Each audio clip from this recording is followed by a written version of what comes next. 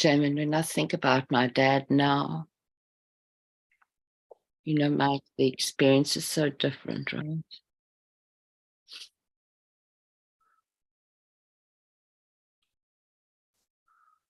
Yeah, for me, it was like silence was used as a weapon. Mm. Mm.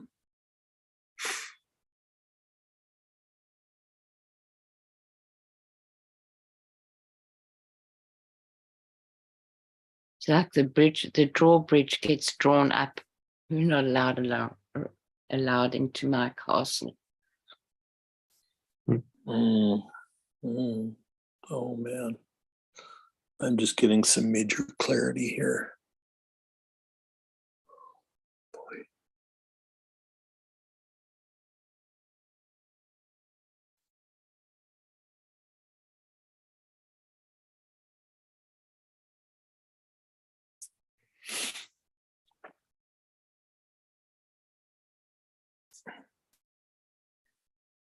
Withdrawing the energy, withdrawing the space. Yeah. Mm-hmm. And it can be very disorientating for the other person.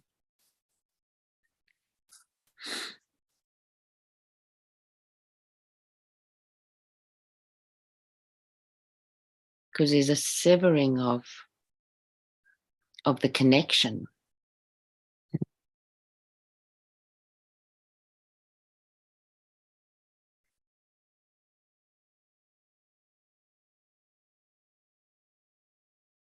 Yeah. Yeah, it's another form of being cut off. Mm-hmm. No, I think it's one of the most effective forms of being cut off, or of cutting somebody off. Without, withdrawing communication. Mm-hmm.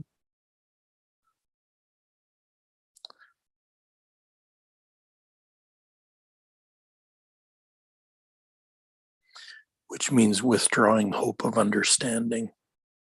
Mm-hmm.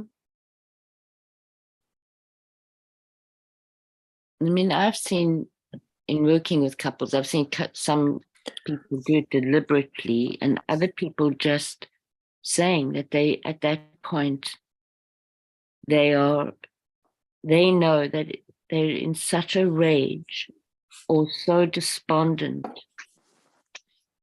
So if they're in a rage, they have to do that, because if they had to speak, they would, that their fear was they didn't know what they would do. So that's with that. And then with the other was that they were so dumbfounded by things that they just were so disorientated. All they could do was keep quiet. So I often think, when I kind of heard Chris say again, the NLP thing about behavior being the biggest form of communication, and it is, but you don't always know what's gone on in that behavior or what's led up to that behavior. Yeah, and that's the issue. Yeah. So ultimately, action is a very effective form of behavior. Action is a very effective form of communication, but you need words to be able to explain it still.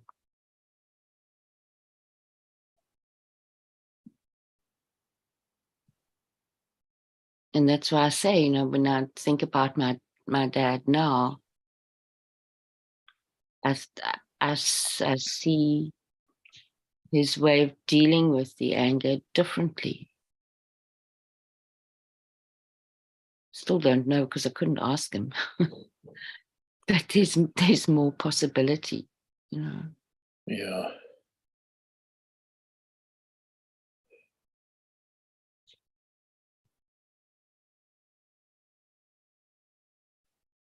Yeah.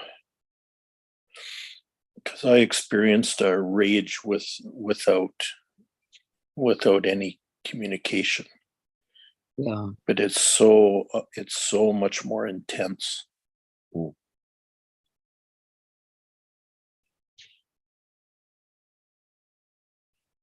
But I think part of the motivation behind that from the other's side was actually a protection. Mm.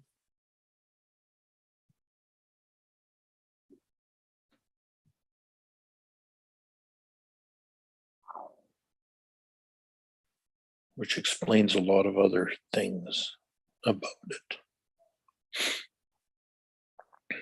Well, that's good. Yeah.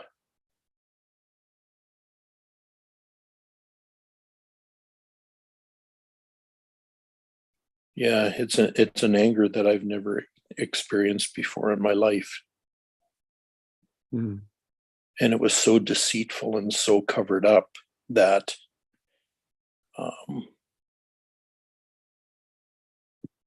that it had to amass agreement from multitudes of other people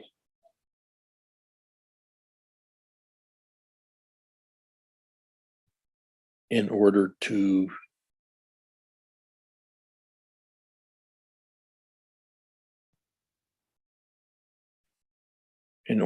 act itself out in secret. But maybe it acted itself out by amassing agreement. Well, that was part of it. Mm.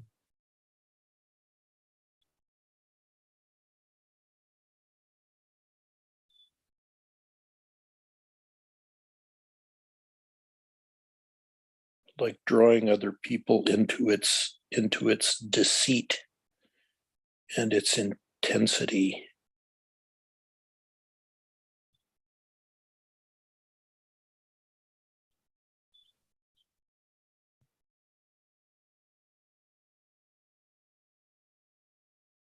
Because what still dumbfounds me is that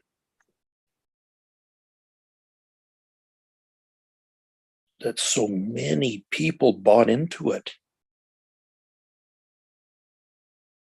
Mm.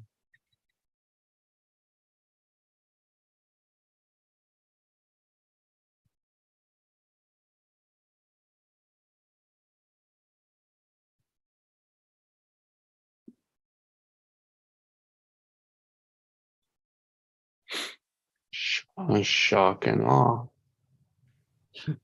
Yeah, no kidding. Drama, gossip. Well, it doesn't take much, but to create it, to seed doubt. Mm.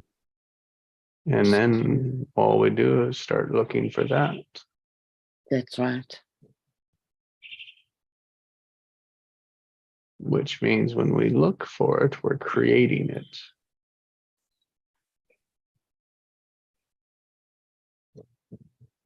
And then the worst is when we validate it.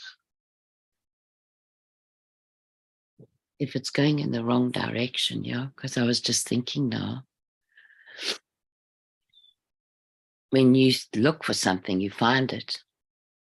And that can be either a positive search or a negative search. Mm-hmm. Oh, yeah.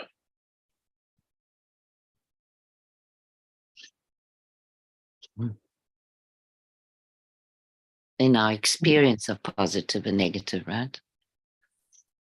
It's whatever you listen to. Mm-hmm.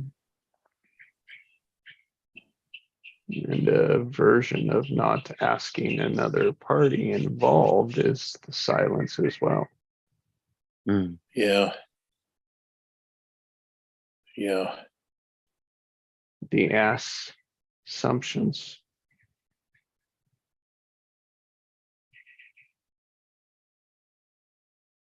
But to be able to, yeah, but to be able to act something so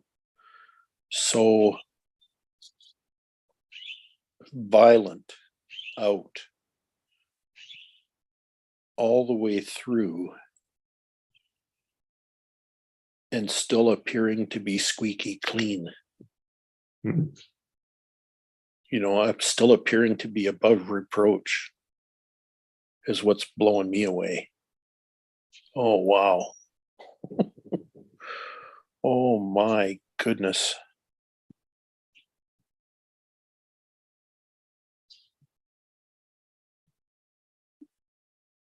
We all handle hurt differently, yet it's still a pattern.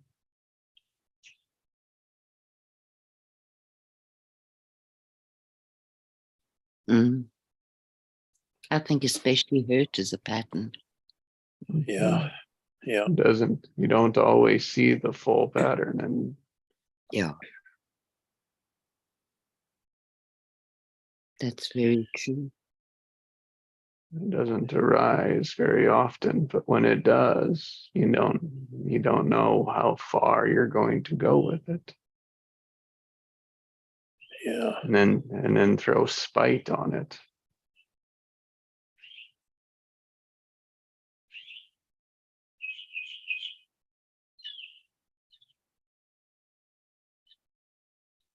It fuels the violence.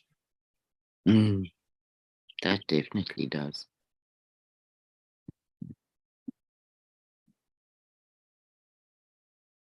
Spite and revenge. Yeah. Oh, there's that word that came up again. Hey, Jesse. Mhm. Mm. You know, this has a lot to do with silence, but it also has a lot to do um, with talking and with the freedom to use your voice Mhm. and intercommunication in general.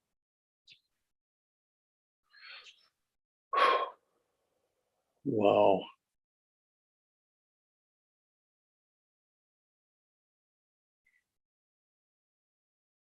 It's preparing for when those situations arise so that we respond appropriately. We respond as humans, not as animals.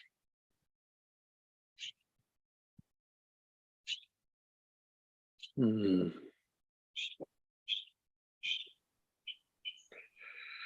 Well, you guys, thank you for writing another chapter for me.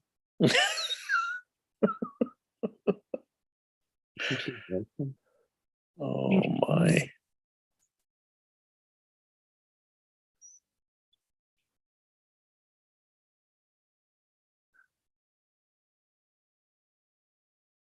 Hmm.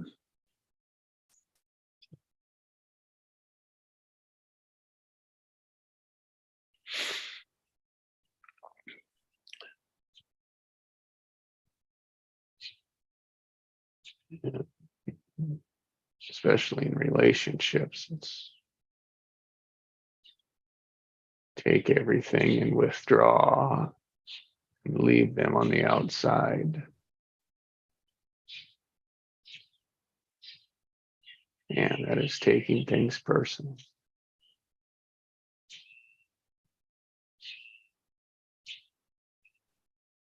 And the fine line, the boundaries.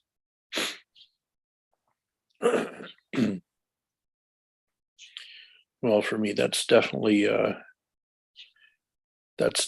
part of my recovery experience here, is because in the situation itself, I've never experienced violence like that in my life.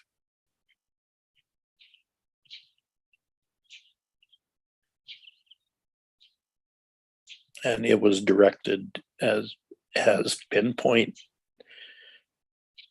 You know, it was like an arrow in the heart, Bingo. And I mean, how do you,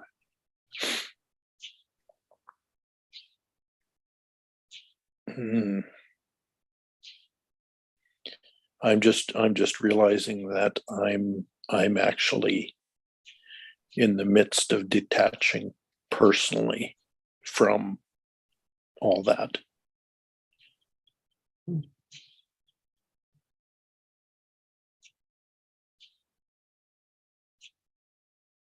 That's a big job. Yeah. Because I'm still in a sense, I'm still in denial. Like I can't believe that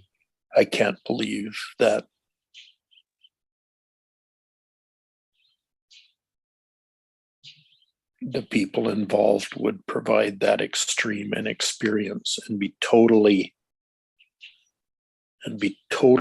blind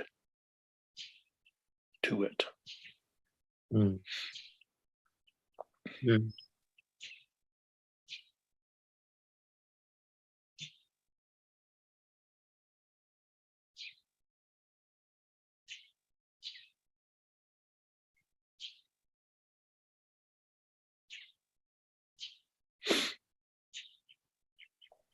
I think that's betrayal at its deepest level, right?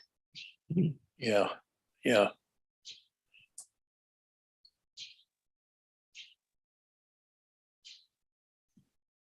Mhm.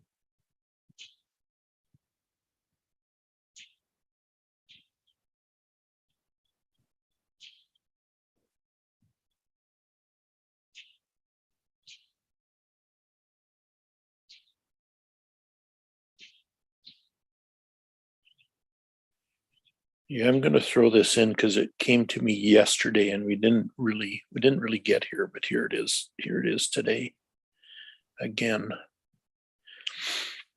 A narcissist is a person who had a hero, someone they idolized when they were a child, and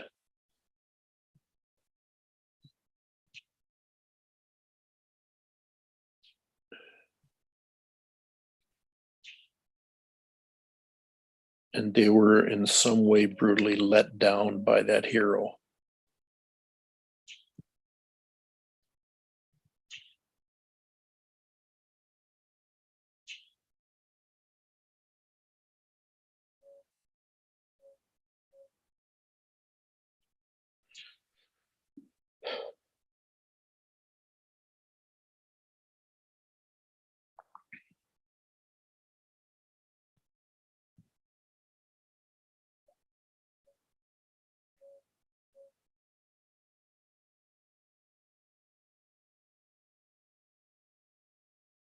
Betrayed and hurt, Yeah. disappointed, Yeah. rejected even. Yeah. Whereas it might be a form of rejection, and I'm going to reject before you can reject me.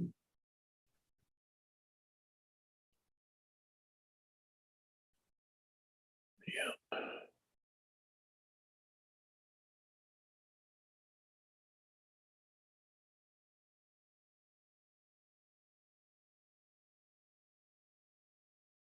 Betrayal.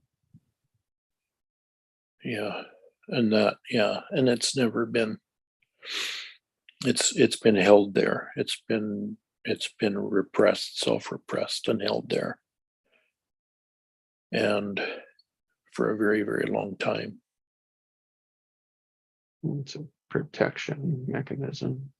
Yeah.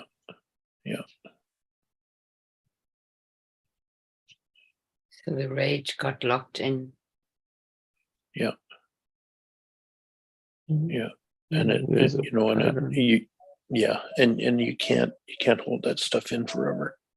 It's got to come out. And and directed at someone in particular.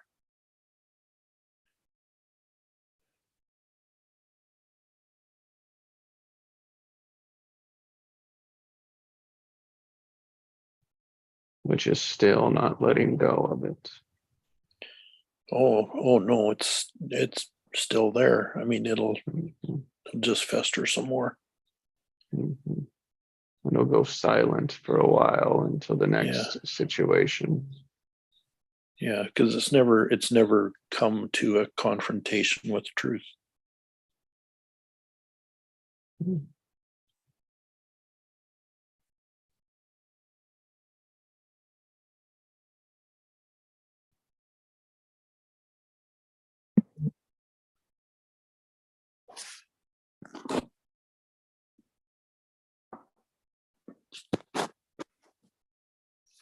Wow.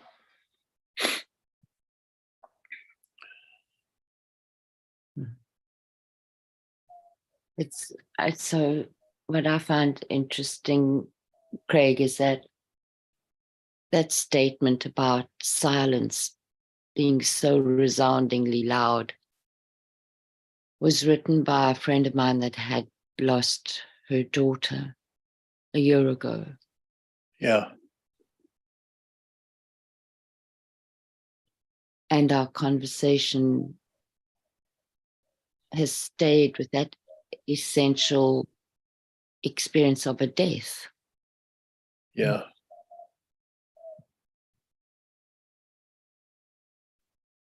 Well, everything I've been talking about has been an experience of a death as well.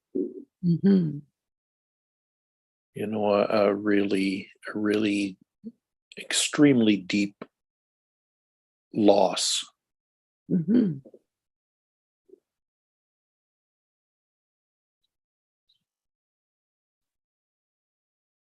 Friend of mine's husband said to her once, "Don't you realize that divorce is like a small death?" I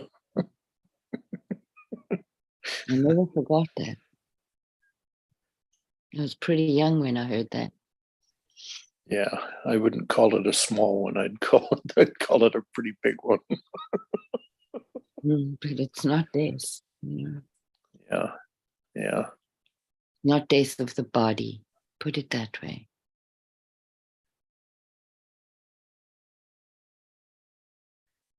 Yeah, I can't tell you the number of times that I actually wished my body could die, Yeah, that I could escape the pain. the situation. Yeah, the pain, but the situation Mm. as well. And it just got Mm.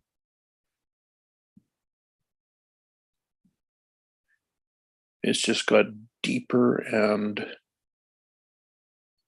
more intense. Mm. Yes, what we focus on expands. Yeah.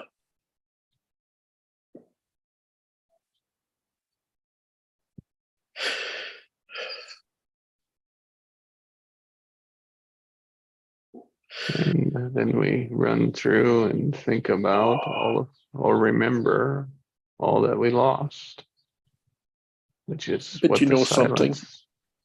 It performed something so deeply, profoundly valuable for me. Mhm.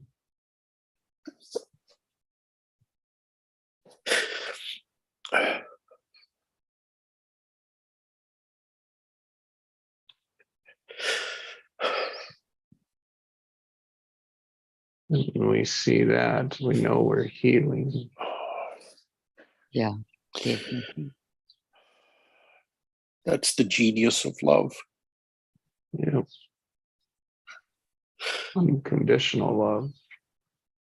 I was going to say our words around love are so inadequate in the English language. Boundless. That's a good one to put with it. The genius of boundless love. Mm.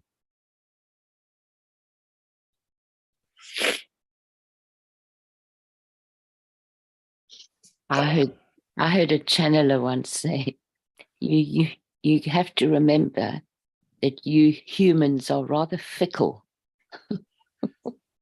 Yeah.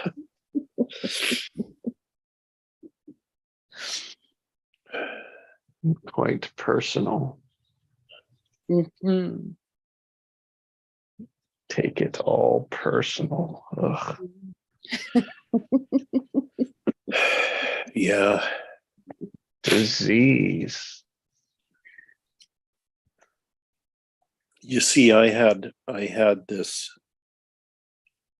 I don't know what to call it, a pattern or a wound or whatever, but this gargantuan thing. I know I never would have been able to detach from it without going through a really extreme experience like that. Mm.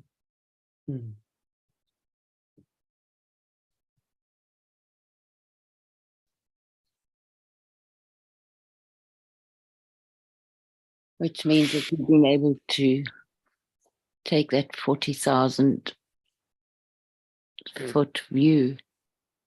Right? Yeah. Yeah.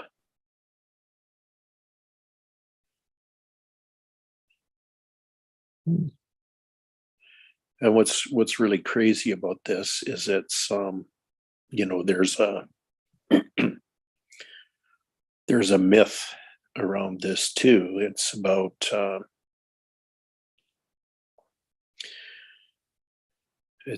Chiron, Chiron.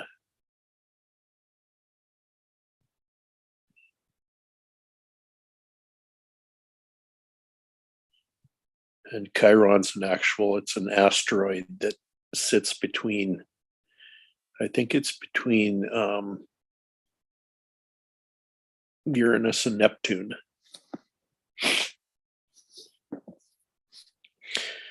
But the myth tied to Chiron is it's in Greek mythology, and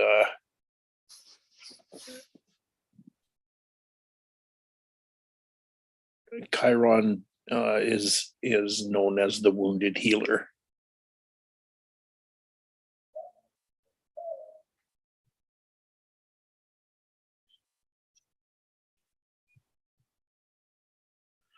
And I was just reviewing the story a few days ago, actually, and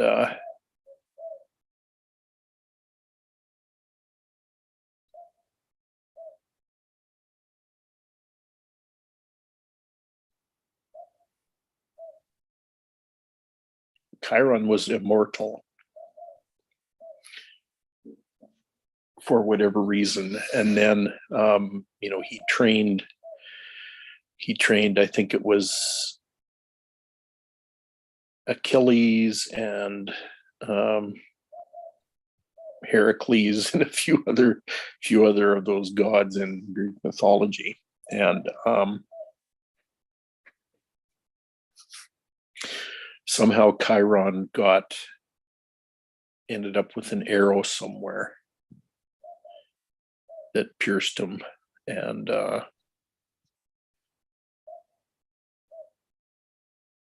he went into great pain because he couldn't, and he was kind of locked in this pain because he couldn't die because he was immortal. But he desperately wanted to die because he was in such great pain. And I read this story and I'm going like, holy shit, that's me. uh, the last 15 years has been like that for me. And somehow they found a way for somebody sacrificed something or other in order for Chiron to be able to die and get away from this pain. And what really freaks me out about the story of Chiron is that it so matches my life experience that it gives me the chills. And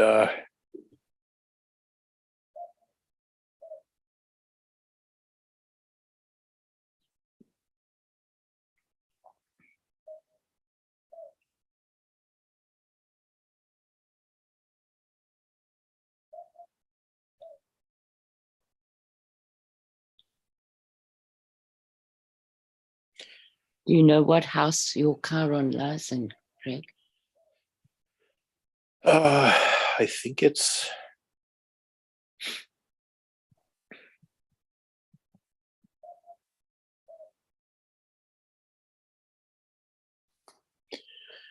let me see. It's in Aquarius. It's in Aquarius for me, so that would be. No, but that's a sign. What house does it lie in? Yeah, I know. Just give me a second.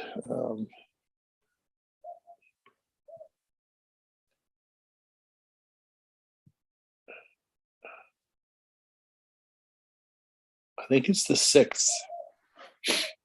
That's health. Yeah.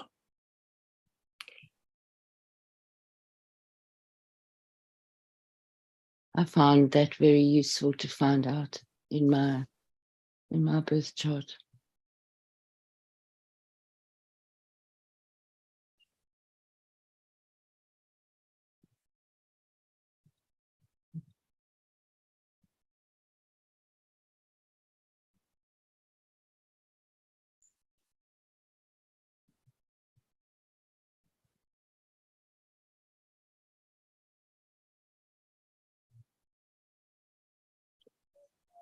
What's Chiron's wife's name? Can you remember? Don't remember.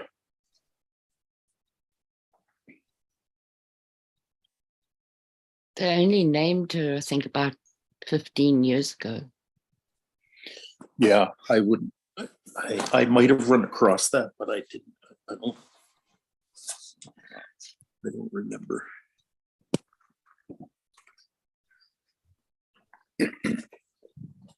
Interesting thing is the Chiron return happens when you're about between the ages of 48 and 50 something.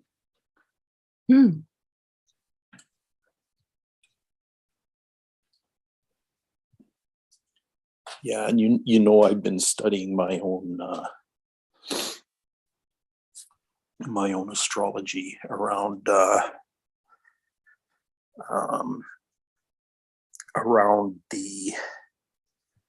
I Ching hexagrams mandala.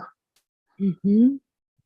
And it's very interesting as I've been looking at this. So back in the years I was born,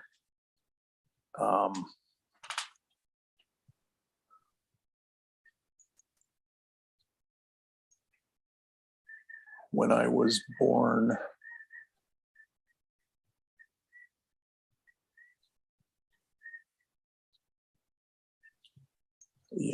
it was in, Chiron was in, and there it is. Okay, so Chiron, was in the 6th house, and it was in that orb, a 3-degree orb of influence for almost 3 years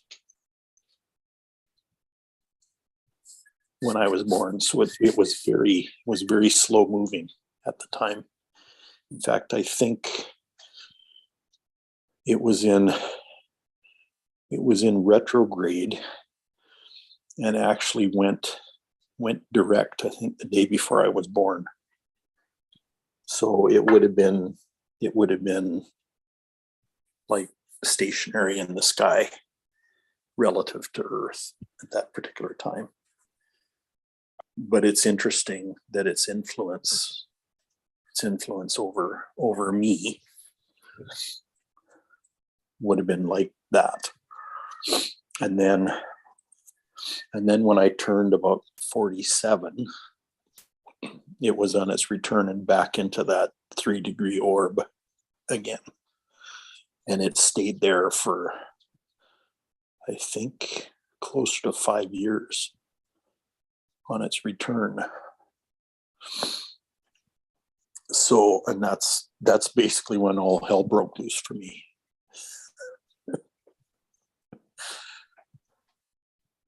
About 2006, 2007.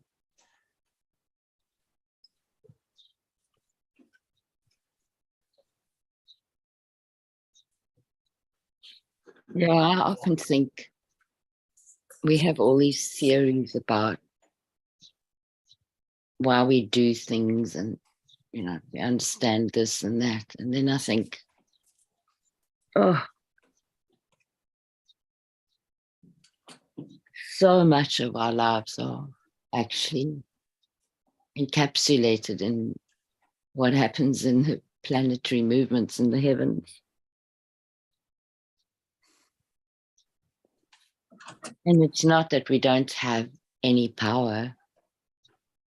I don't see it like that at all, but I think there's way more that we don't know about what's going on than what we do know.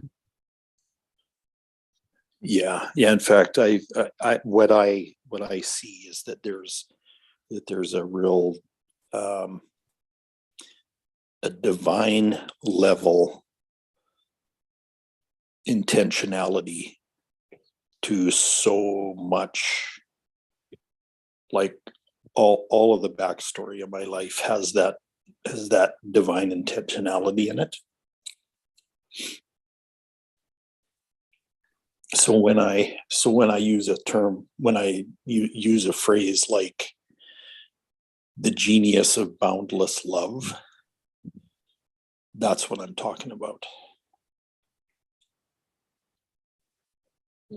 And it's not like we don't have a choice in it, but I'm really under the impression now that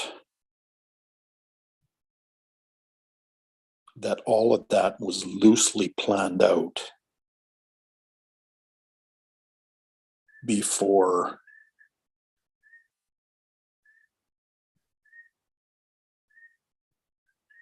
incarnation. There was a general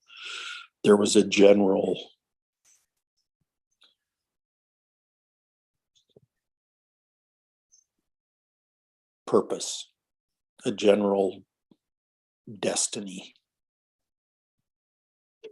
I think there is for every single life.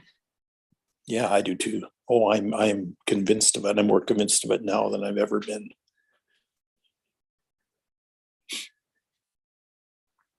It's whether we take it or not, right? Well, and yeah, and the thing is, I could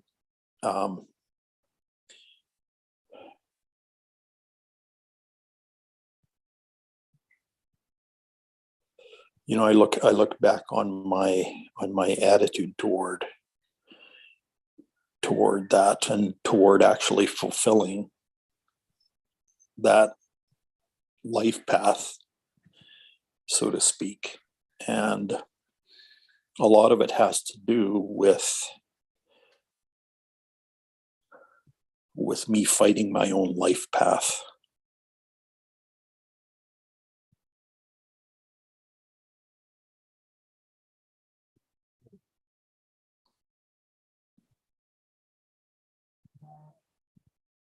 Up until the point that it came to a climax. And then, I feel like I climbed a mountain and I got to the top, and now I get to come down from the mountain, and it's a whole lot easier coming down than it was going up.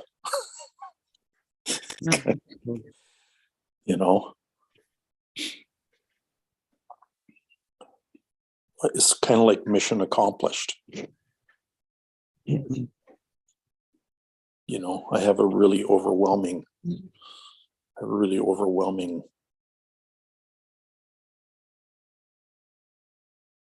truth vibration around that mission accomplished statement.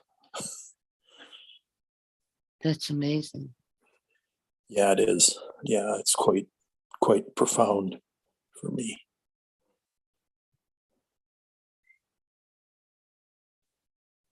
You'd say it's like lesson learned.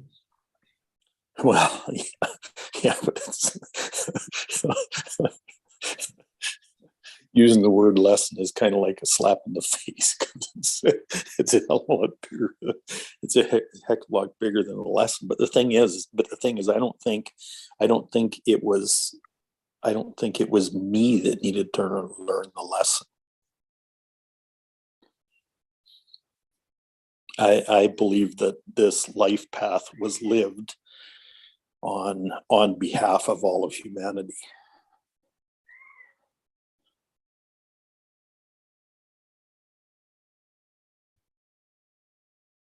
Like it actually provides a massive reconciliation and liberation for billions of people.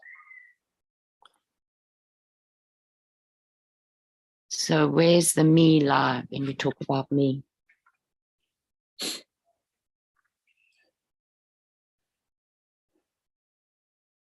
Where's the identification? I'm not sure what you mean. Then maybe it's not the right question for you. And I mean that seriously, don't worry about it.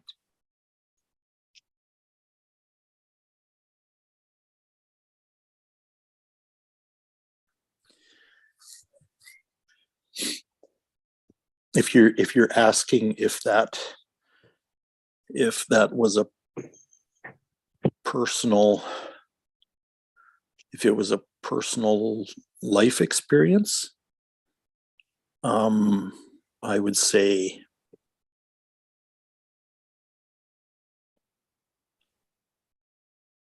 yes and no.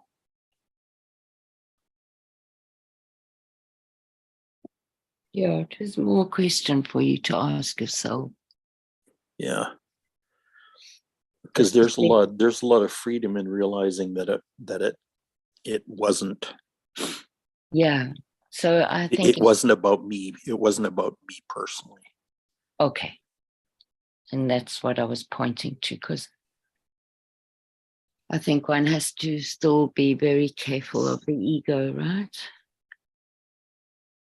Ego is very tricky, very, very tricky.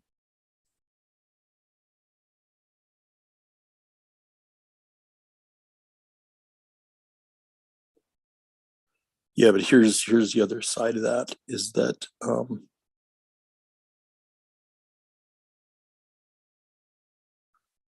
in order for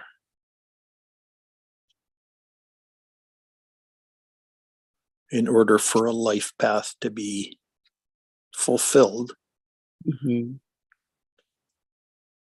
You need the ego. it has to be done as an individual. Yeah.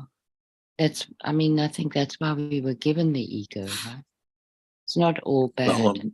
Yeah, but that's why I was given a choice before I incarnated.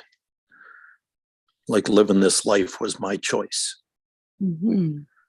So a choice was made before it happened. And my point is that everybody has that choice, right? Exactly.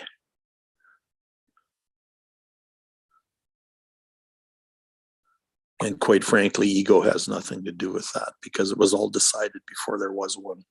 Yeah.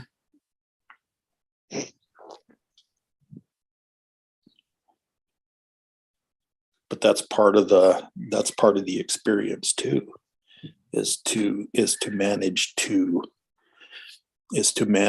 live through that life path in spite of an ego.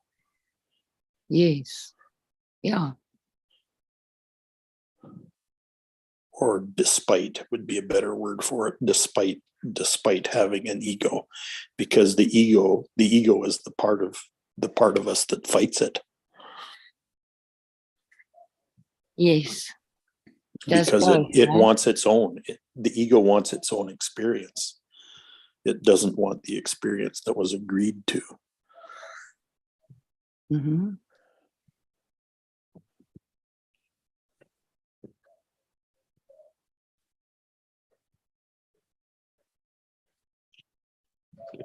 Can't understand it. Well, yeah. So Craig, what I'm realizing is that I have a charge when you say that my life. And Yeah.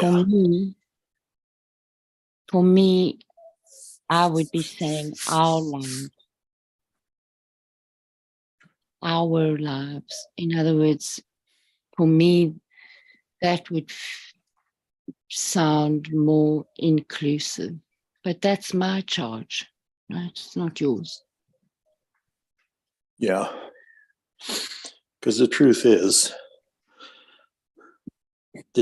we don't really own our lives. Yes.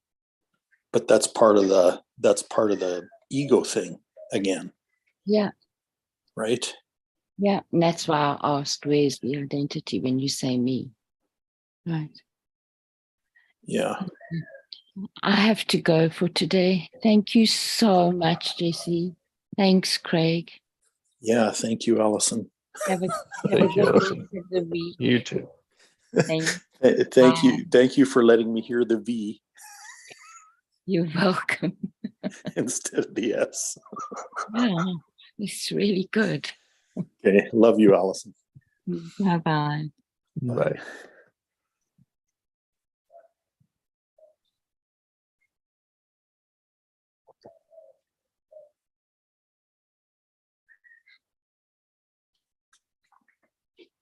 Hmm. Wow. I'm dumbfounded as to where that went today.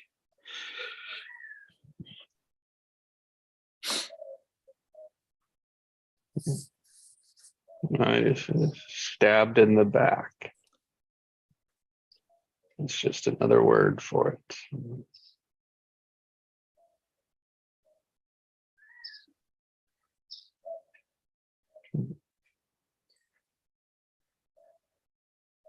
What does that feel like to be stabbed in the back?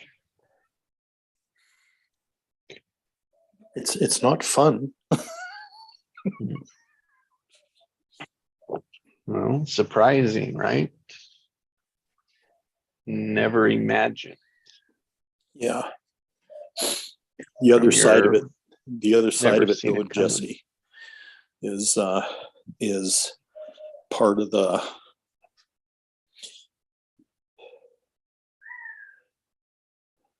I'm going to choose my words carefully, but the word that's coming up for me is reward, but that's not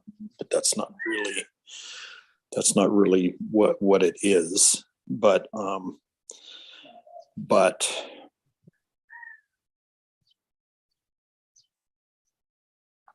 it's kind of like that. It's kind of like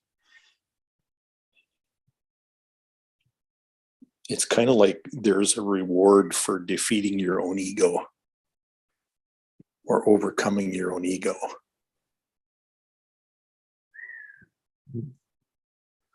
And Yeah. you know, the resurrection life that shows up after your death experience and your ego being put in its true place is extremely rich. Mm-hmm.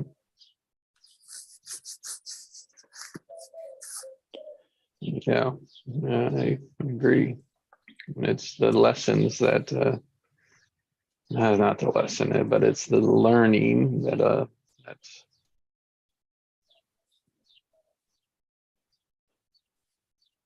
has to happen.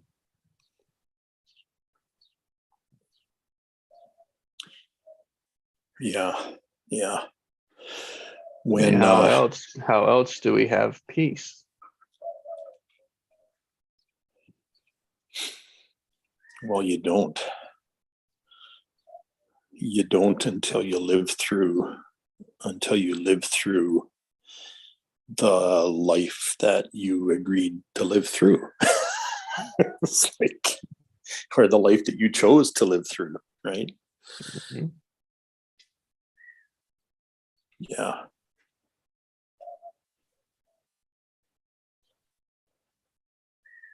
I'm really working with relax.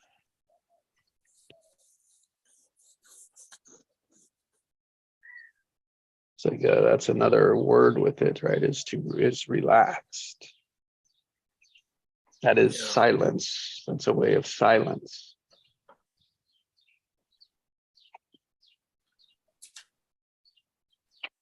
Because only then it's like, oh, can you listen to genius? Can you act for genius? Can you create what you want? Yeah, because the violence is too loud. Whether the violence is anger, whether it's hate, spite, pattern, survival, negative thoughts, why we can't, sabotaging identities, why we can't, whatever it is that keeps us from our spark. It's like turning the bass on your stereo right up to the top. Like it drowns out everything else. Mhm. Yeah. And you can only hear that same song playing. Yeah.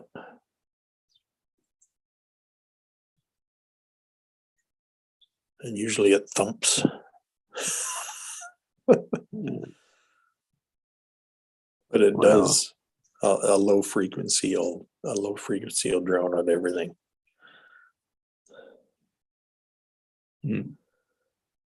yeah, and there's no way of getting out of that drown, that low. Well, there is a way to get out of it. It's just not the way we think. Just not the way we experience, because I think back to it, we've given the reins to the ego that only has this limited experience to keep playing the same thing over again.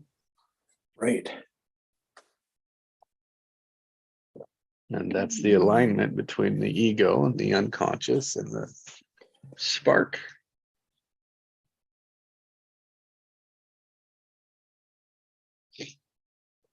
Right. And allowing that ego that has limited experience to actually make our decisions for us.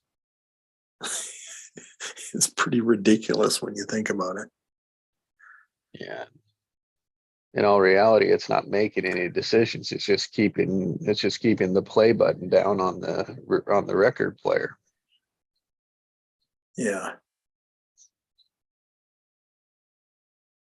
That's with the words, right? The ego is just making sense of the patterns that keep playing over and over again. Yet whether we like them, usually we don't.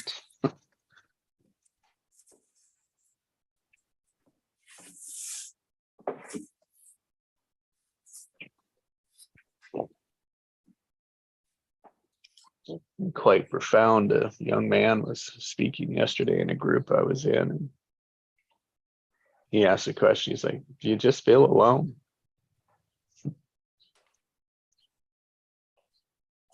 Yeah. He said another word for me is empty. And he says, I'm noticing just all the negativity around me, and I want to get away from it. I feel so alone, and they say you're so alone. They say I'm a lone wolf, and it's like, yeah, great awareness, man.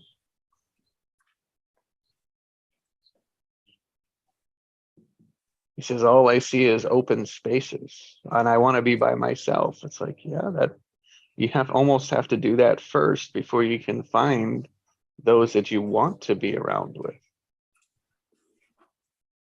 You're just getting the next step, not the end result.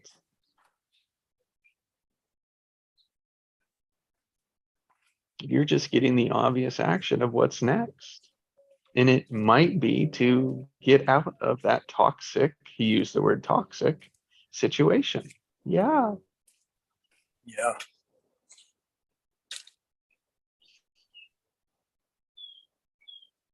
But what's familiar, we say, oh, that's my family. I can't get out of a way and leave my family. There's the ego. There's the identity. There's holding on to familiar. Oh, it's just not bad enough. It's more comfortable here.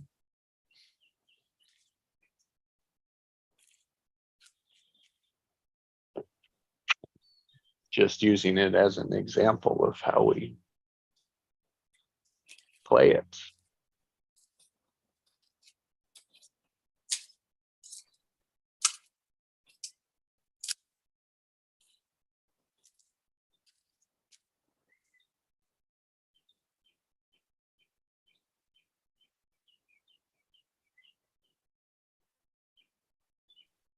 The whole fundamental thing is all made up, that it's out there.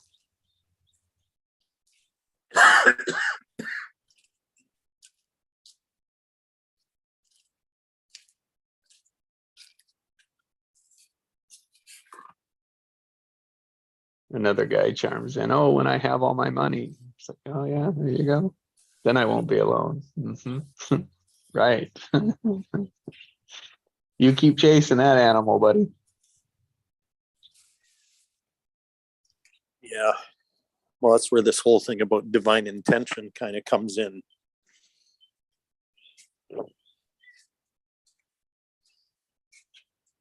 You know, things are meant to play out. Mhm. And the story is a story of resisting the life path or not.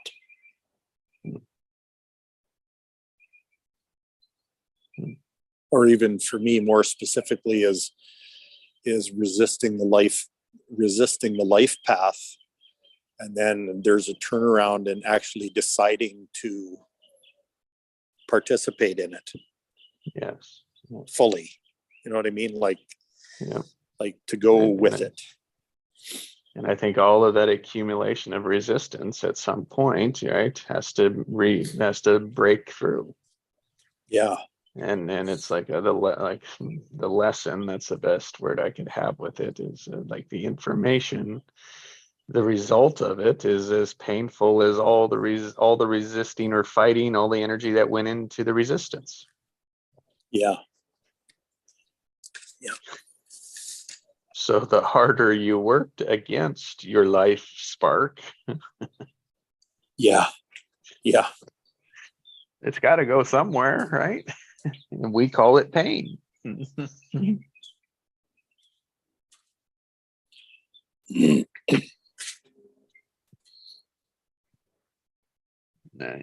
Mine was the anger and the frustration and the stress, right? That was my resistance, my hard work. It's like, oh yeah, Yeah. all that energy, revenge, right? All that energy into it. And it's like, oh, of course I can see the creation now, but I had to go through it. Right.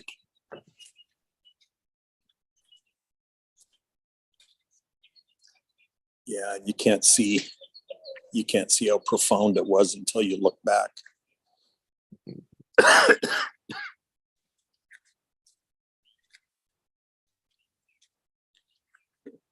Through the new perspective that it gave you. Mhm.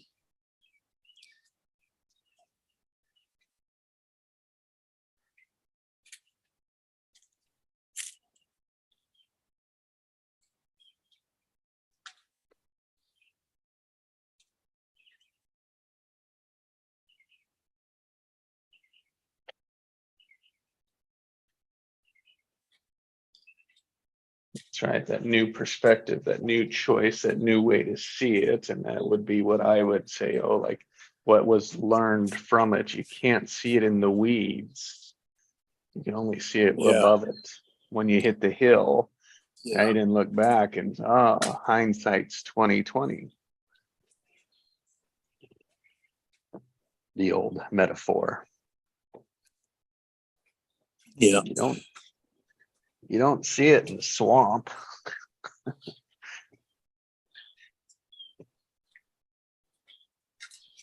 Yeah. And then you realize the whole purpose of it was to gain a new perspective. Yeah, that's what it is. all it was. with which to see it, right? That's right. That's all, and when it's let go, then you can see it. And so many people just hang on to keep playing it over and over again because it's familiar. It Yeah. becomes their identity, and that's what's scary. It becomes, that's who I am in this world. There's people, you know, Craig, that oof, will hang on to that. Will hang on to, like your situation. They'll hang on to that for their entire life. Yeah. Just to avoid the pain of going through it, you know, yet they're really not avoiding anything. They just keep playing it over and over. Yeah. All the pain is right in the middle of it. All the way along it until you go through all the pain and detach from it and not personal, and Yeah. deal with the grief, the betrayal, the revenge. It strips away the whole identity that we've put up in our facade. Yeah.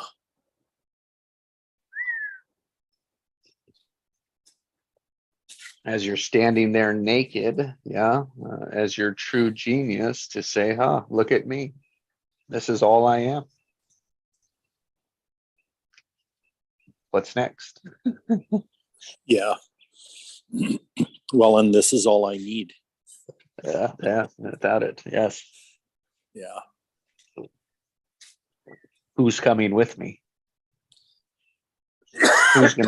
Who will love me for me? Yeah.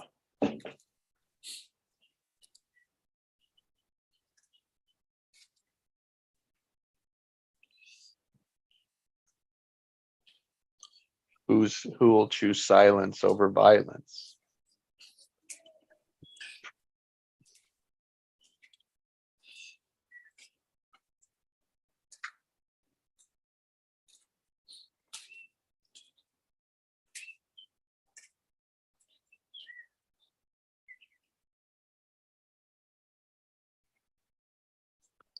Who will let go of their betrayal?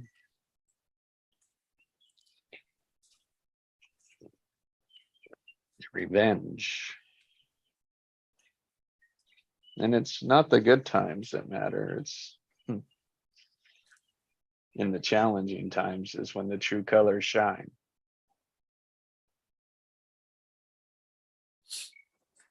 Yeah. And it's then when we see how far we've come. Well, and it's in the challenges that you find out who you really are. Mm-hmm. All the great sayings that I couldn't accept and believe. Yeah. I couldn't allow. Yeah. Because there was no silence. There was no other perspective. It was just the one, my ego, my experience, my view, perspective of the world.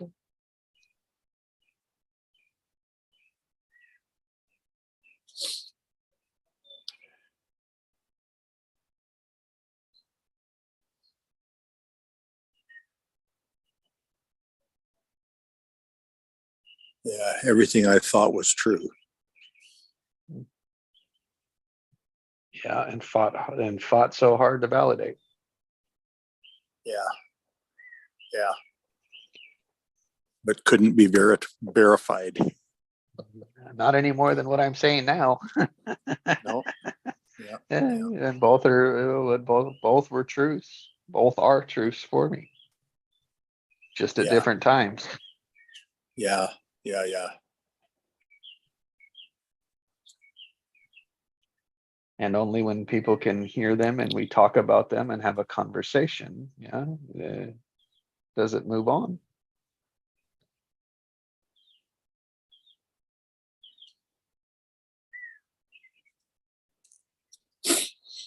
Progress.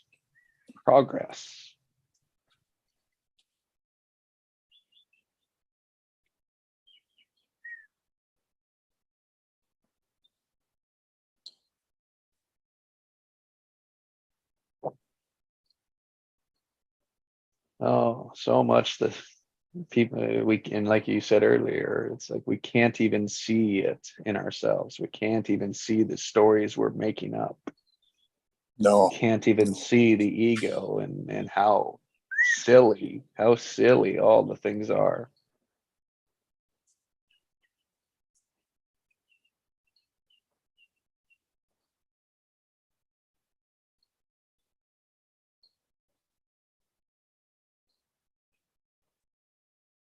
It's like a current situation around it. It's like a guy I've working with now.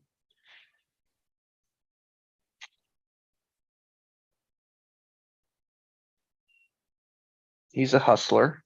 That's a good way to put it. Yeah. Uh-huh. Yeah. But I want him to, I'm preferring for him to introduce me to his brother.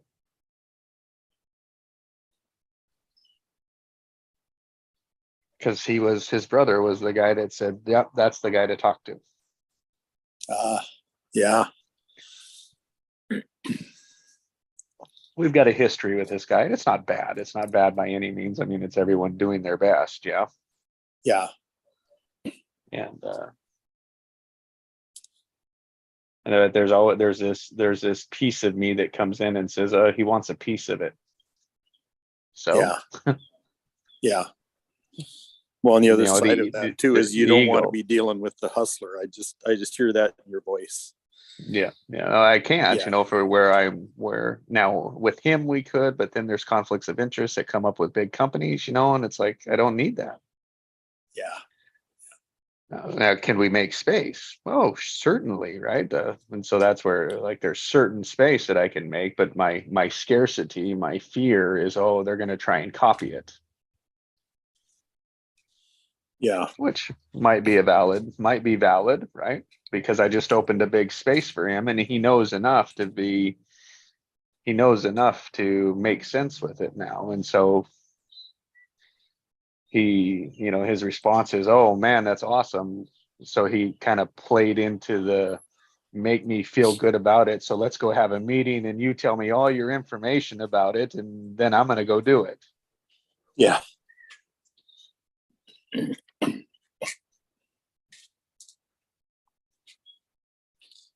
Interesting how my mind goes there. Right. What he doesn't realize is that he's going to run into the same industry resistance as you have. Yeah. No matter what he knows. Well, it's if that becomes something that he wants to do, it's like, how do I include it? Yeah.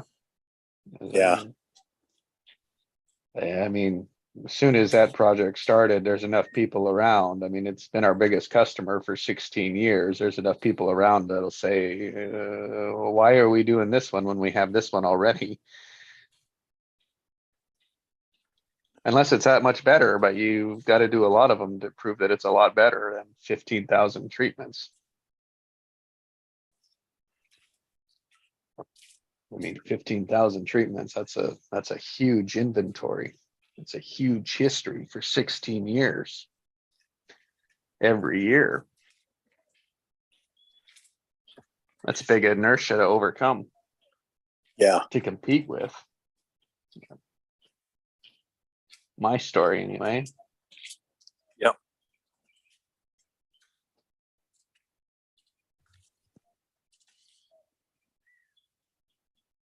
It's just interesting that, and so it's like, oh, part of it is not to grab onto that story, not to run with it, not to indulge it and focus on it, but just be like, oh, there it is. Hi, let's put it up there.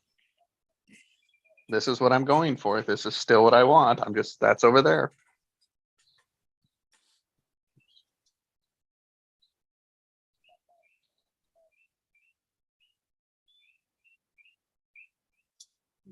Not feeding it.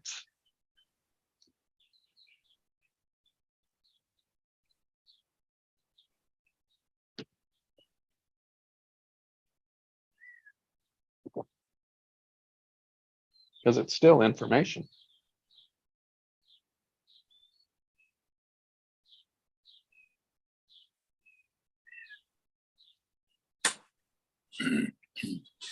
Yeah.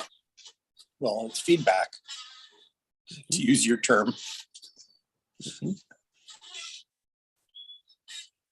Well, it might not be the right words for it, right? It might not be the right space for it. Same thing. It was like I was going for a person to contact, but it wasn't the right person. And well, it was the right person until I found this one. Yeah.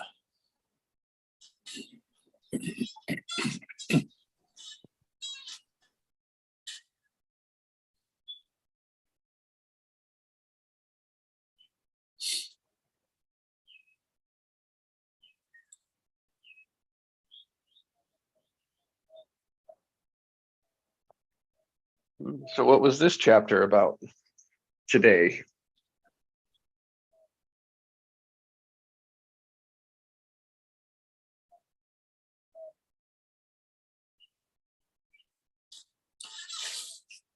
You know, there's so much in it that I can't even venture to tell you at this point.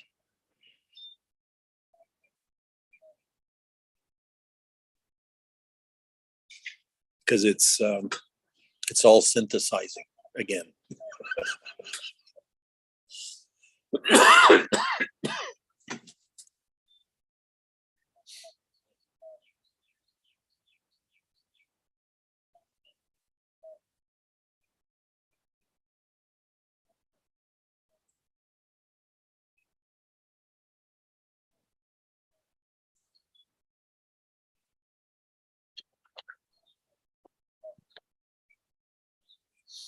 Yeah, I understand that. Also, part of synthesizing is recapping it back up, revisiting it again. Yep. It's like putting on a different pair of glasses and looking at it through these ones instead of the other ones. That's right. Yeah. Just that seems to happen every day. I thought it would be a great recap space for your audience. Yeah, our audience to be like, oh, that was the creation of that chapter. Okay. Well, okay. I'll go for that. I'll accept that invitation. As a could, it's like the beginning of a creation. Yeah.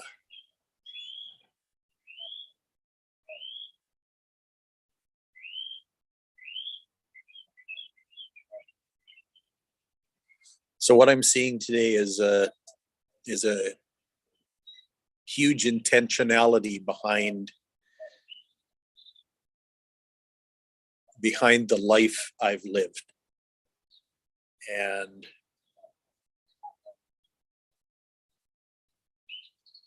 up to this point, it's largely been unconscious, like outside of awareness.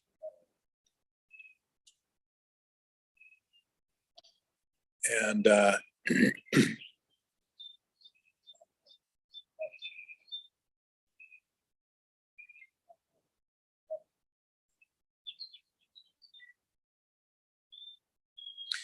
none of it can be understood by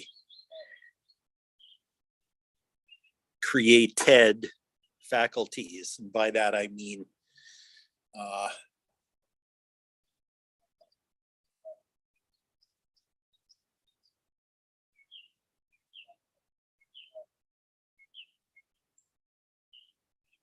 what I mean by that is my brain and even parts of my mind may never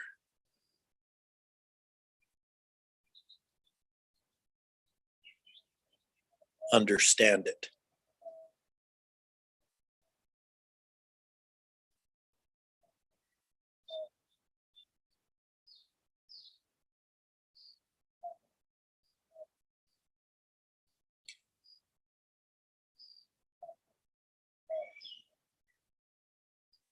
But my soul understands it.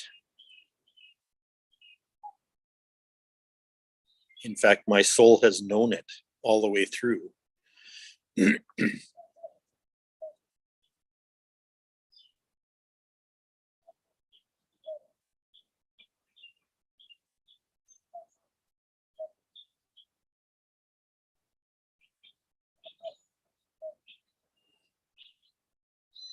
And I'm just coming to a place in life where I am becoming aware of my soul and all it contains.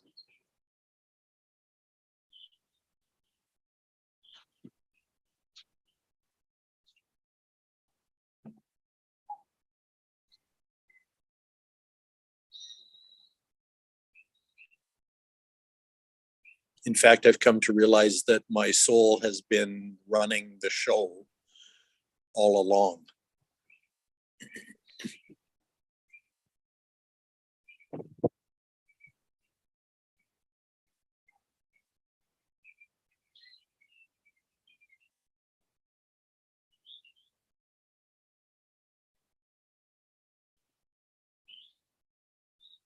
And now that there's this newer awareness for me, my my heart's desire is to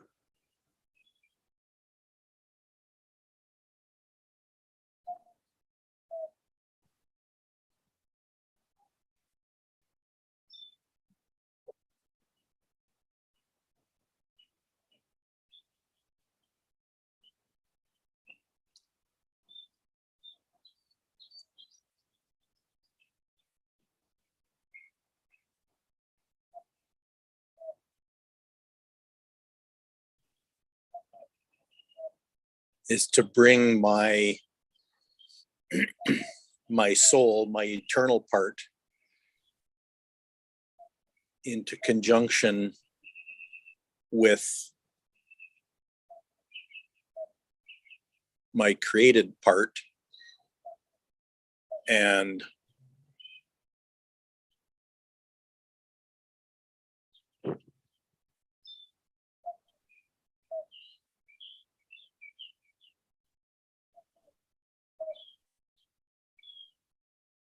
consciously have them co-create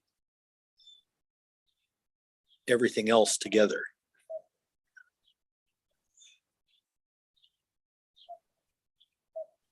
So it's kind of like that inner conflict is resolved, or is resolving for me, where my ego or my self-consciousness has been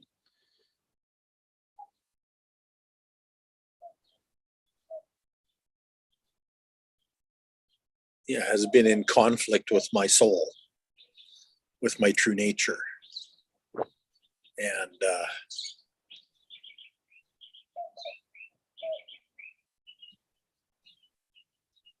What does that conflict feel like?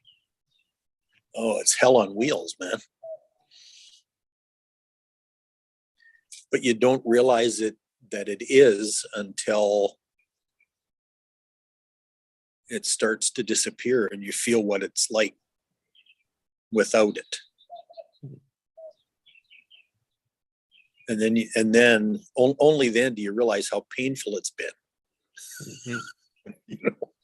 Like a longing. It's a longing for something else. You just don't know what, and there's nothing that fills it in. Yeah. And so, like, the very human thing to do is to keep holding on to it. Mm-hmm. You know, to keep holding on to the conflict because you don't know different. That's right. You know, you have an idea that there might be a place without conflict, but Mm-hmm. like the possibility is there, but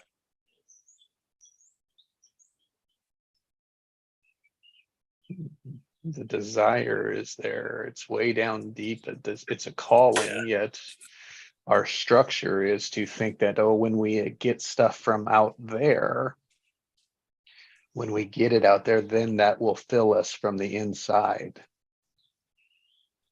Yeah.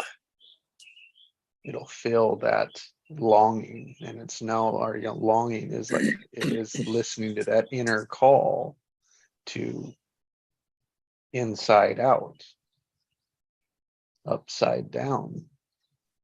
Yeah, I just got another inkling here too. The reason we don't look inside ourselves is because there's conflict there. Hmm. So how could that possibly be where the truth lies? Hmm. Because it's a friggin' war zone. Mm-hmm. You know, it's a battleground, for heaven's sakes. Since that's all we know, right? It's all we can remember. It's always been a battleground.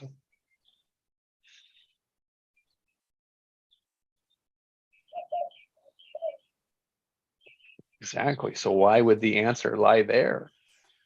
Why would the resolution, the resolve be in that?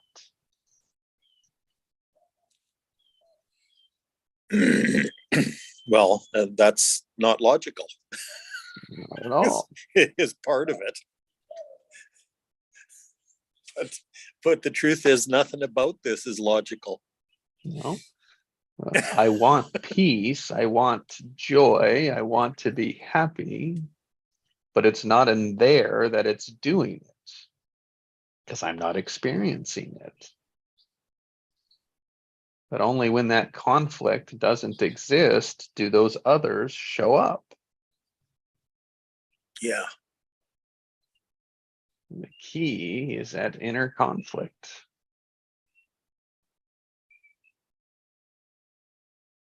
Being aware of it. Noticing the perception of it and trying on a new one.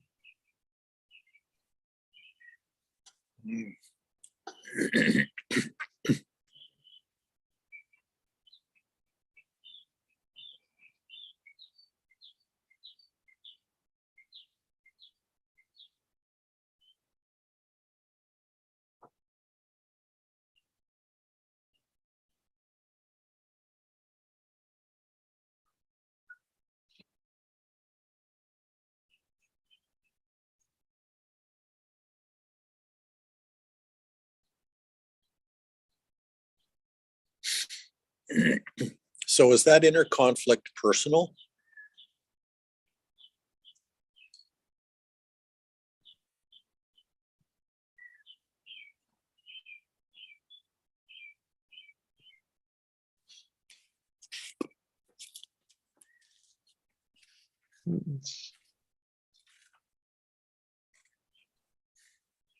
My automatic was to say yes. That we've made it personal.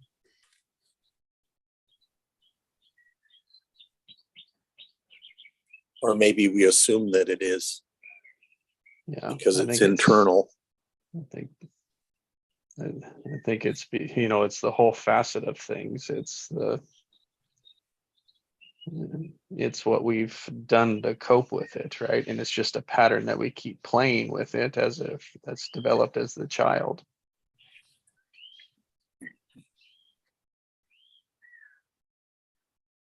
Meaning everything out there that happened to us is our response to it, and we take all of that from out there as personal.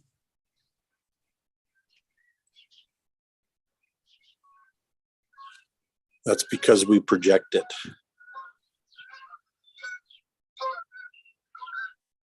Or what we look for grows, expands, what we focus on.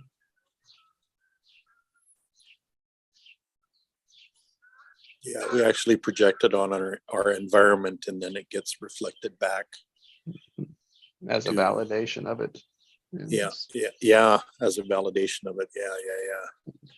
It's like that is how creation works. It just doesn't, it may not always create it the way we want it.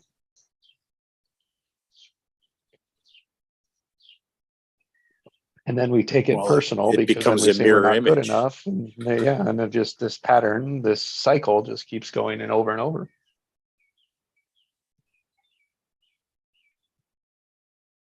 all at the base of it is I'm not powerful enough. I'm not good enough. I'm not worthy. I'm not good enough. I'm not capable because I can't produce the outcome I want. I'm dissatisfied with my outcome.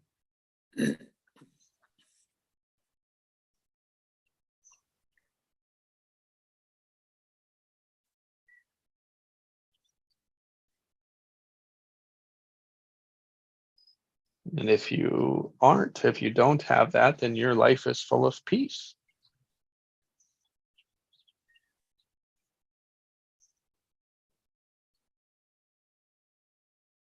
Mm.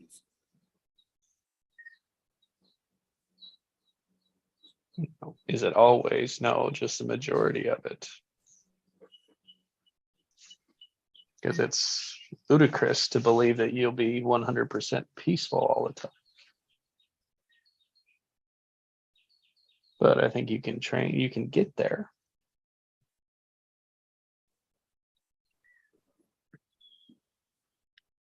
But I also don't want to discount the different the potential emotions that do exists. trigger up. Yeah. No matter And the peaceful with possibility no is matter always what's open. going on. That's right. Yeah. Peaceful with no matter what's happening. Yeah.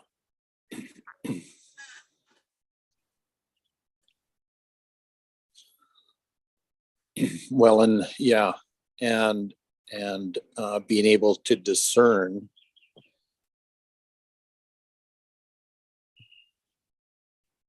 what's reflected back at you is actually yours and what isn't.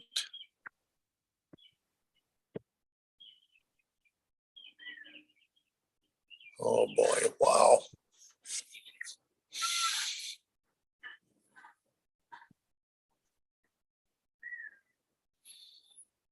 Hmm.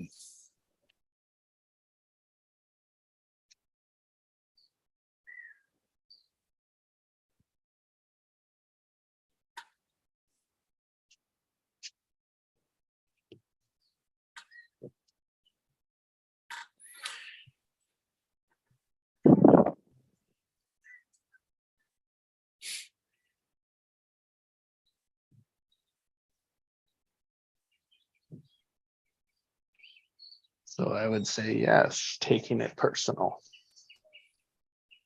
Is a result of that conflict? Is the cause of the conflict?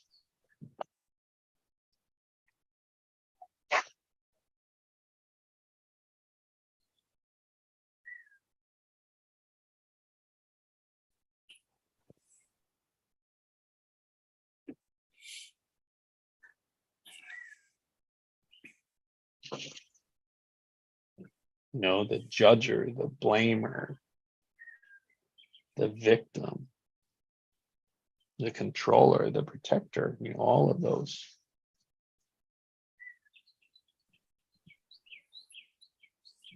They're all in response to it happening to me, not that I'm creating it.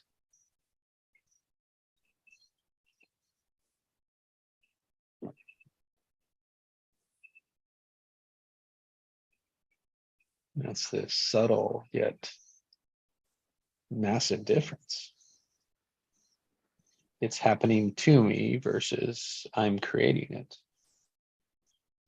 I'm choosing it. See, our mind can't wrap around. Why would I choose that inner conflict? Yeah. Well, because at one time you did and it worked and you kept playing it again and again. It's just no longer working.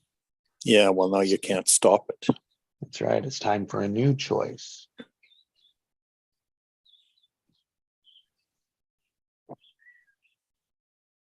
Mm. New perspective. New feedback, right? It's just feedback. Are you getting what you want or not? That's the feedback. Yes or no is the answer.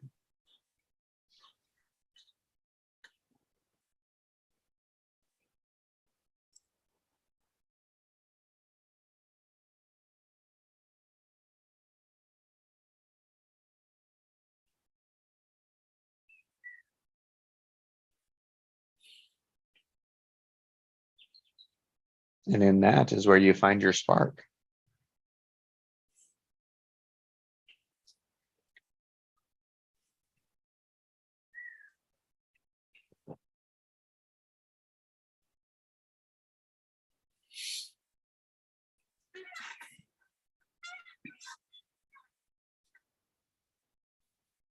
Hmm. Oh, there's so much here. Oh, man. This is like,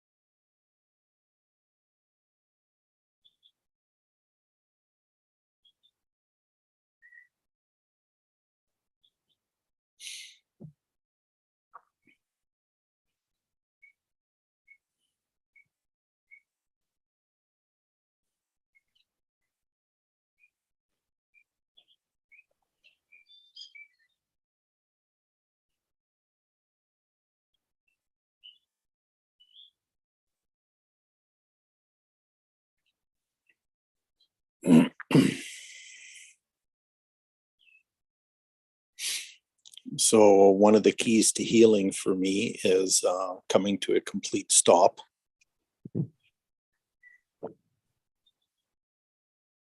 And another one is to change the environment that you're projecting on.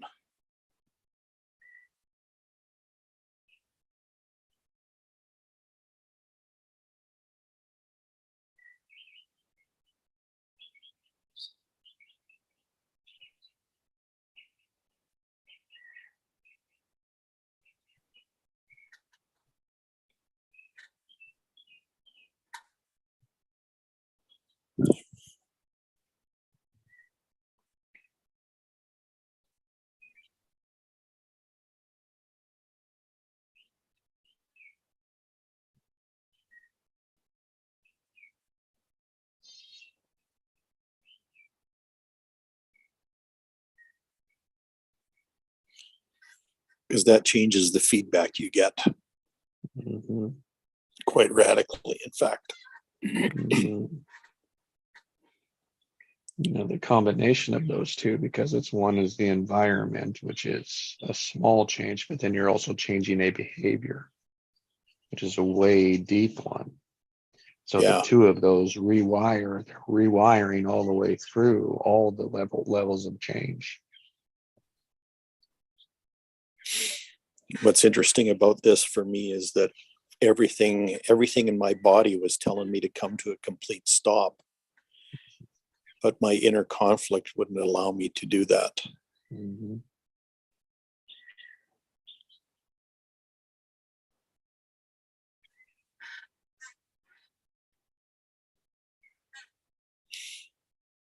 So your identity, your experience in the world of how to survive, How to produce, be, perform, protect, you know, to be Craig went against Stoppy. Yeah. It's like, how could that work?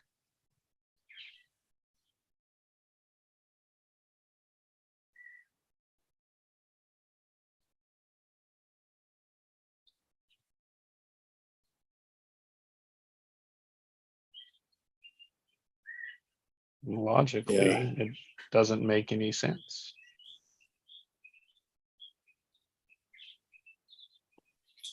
How do you get someone that's been pushing their whole life and bulldozing to come to a complete stop? Yep.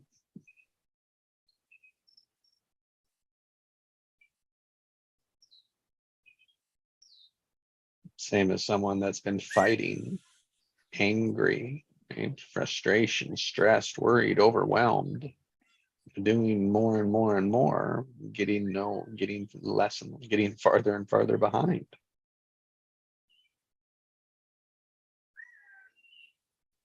Mm,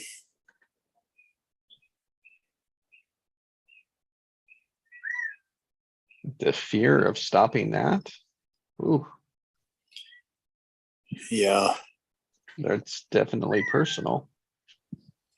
Well, and it's ultimately extremely vulnerable too.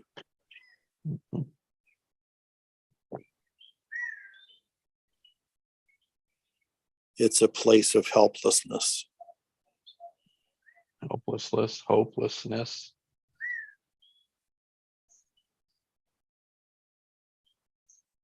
Yeah.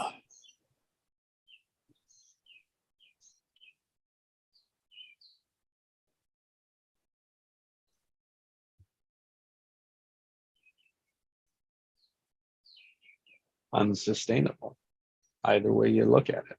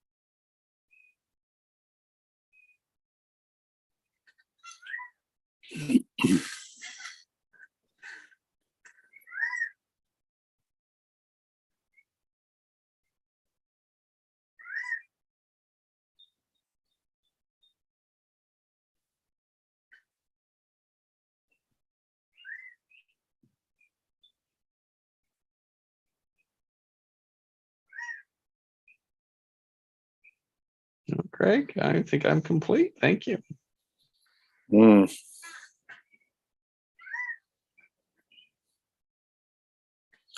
Yeah, me too. I'll have an afterglow happening for a while here. Enjoy it. Yeah. Synthesis. Thank you for sharing. Yeah. Wow. Yeah. Thank you for inviting me to unpack that. That was really quite profound. Oh boy.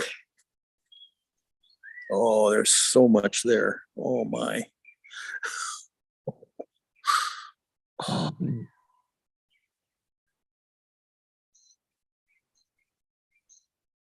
All right, man. Have a great day. Yeah, will do. Already am. Yeah, me too. Okay, big love. Talk Jesse. again soon. Yeah, Yeah. thanks, Craig. Bye. Bye.